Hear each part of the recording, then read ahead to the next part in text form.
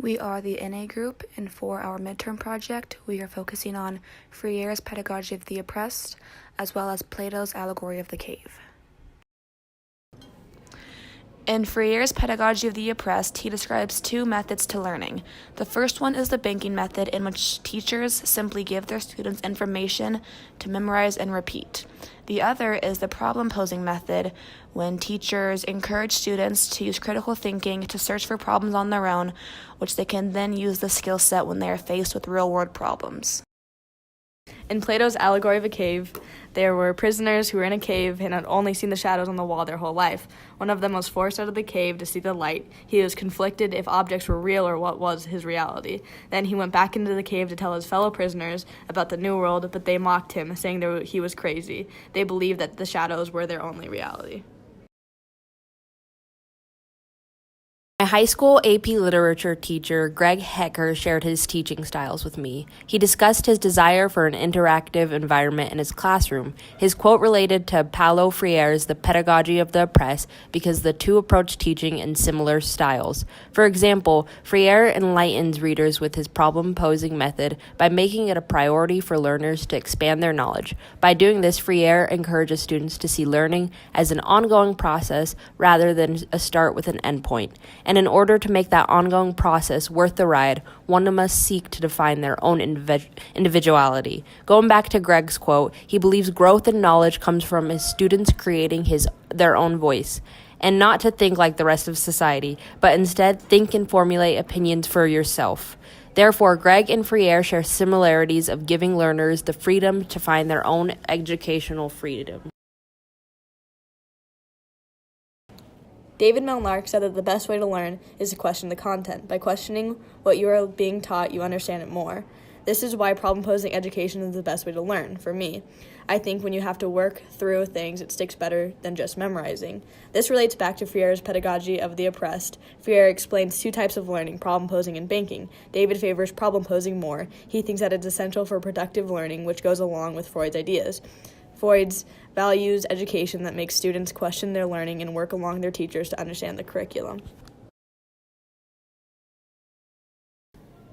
Sadie Oldham said, "When I was going through a divorce, I came to the realization that I was soon becoming a single mother without an education past high school. I knew I needed to go back to school and make a change in my life." This quote relates to the Allegory of the Cave in terms that there is more to life than what you can see right in front of you. In Plato's Allegory of the Cave, the prisoners were trapped in the cave and were only able to see the shadows of the objects displayed in front of the fire. Sadie's story is quite similar to that. She was raised in a traditional LDS household where the mother stays home and cares for the children while the father goes off to work throughout the day. However, when she was 23 and a single mom, she didn't know what to do. Her eyes were open to this whole new way of living. She couldn't just stay home and take care of her daughter. She needed to go back to school and get an education so she would be able to work and play the role of both the mother and father in raising her child. When I asked Derek his opinion on teaching styles, he said, "I think it's a combination of both. Teachers teach you how to think so that you can use your knowledge when faced with real-world situations versus just reciting information from a book, which is not beneficial." This directly relates to Freire's two methods. Derek believes that both are beneficial depending on the context of what you are learning, but he favors the problem-posing method more. What I asked my friend Gladys Garza, who attends BSU, is how are students best taught knowledge, and is there a way of consuming information that can affect the students' learning?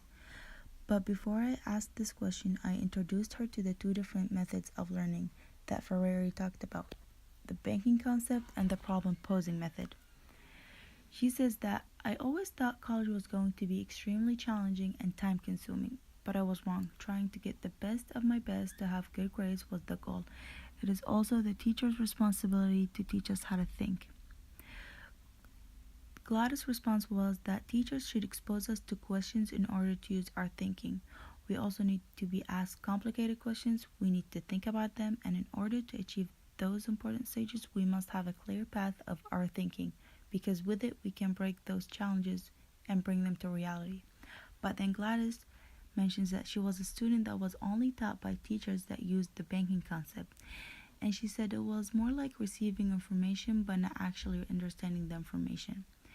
She also mentioned that if we were to learn by teachers that only taught the banking concept, then we wouldn't actually be learning the material. And that is why problem posing method gets us engaged in both thinking and interacting with the information that we receive from our teachers. And another quote to mention that was by Ferrari. He says that knowledge is a gift best owned by those who consider themselves knowledgeable upon those whom they consider knowing nothing.